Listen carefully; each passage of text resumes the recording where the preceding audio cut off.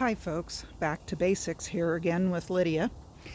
Well, about 4 weeks ago or so, I completely refurbished the side of my hot tub. Lots of sanding, about 12 hours worth, and then a nice Thompson water seal on. And as you can see, the hot tub looks like brand new from the outside. Additionally, I ended up having to purchase a brand new lid for it.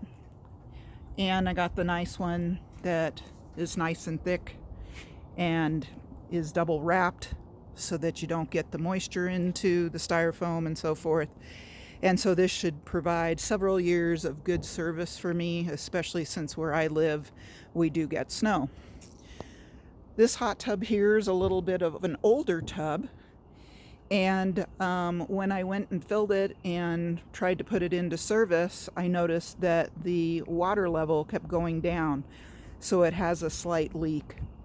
I did have the hot tub repair guy out today, which is not cheap, and he was kind enough to inform me that since the leak was small, I should try what they call leak seal. So I went and I bought this Leisure Time leak seal. It's a 32-ounce bottle versus some of the 8-ounce bottles that are out there of different brands. And Leisure Time recommends that you use half of the bottle the first time and hope and pray that that works and seals everything. But if it doesn't, then you have another half a bottle to try for a second time before having to go for a more costly repair.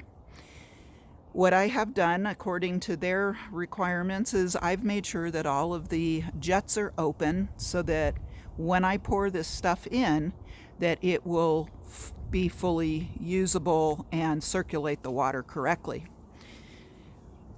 What I have done already is I pulled the filter and the screener out of here in order to pour this substance directly down this hole where when you turn it on, the water sucks down and immediately goes into the pipes, which is what you want. I will be cleaning out some of the leaves here before I start doing that. I'll use a fish net, which is really helpful to get some of these little things out of here before I do this. Additionally, because the water level is down, I need to add some water. And then once it's poured in, you have to make sure that the temperature has been turned down because you do not want the heat to go on while this stuff is in and being activated. So I've turned it down to 75, which means that it should just keep things warm so that things don't freeze overnight, but it should not kick the heater on itself. They say that this is about a 24-hour run time on this and that you want to run it the first 4 hours.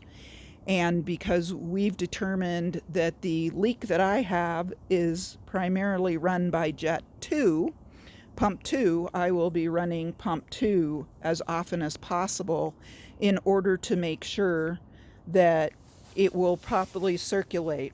The good thing is that this leak is on an upper valve piece, and so it's not in one of the lower level areas.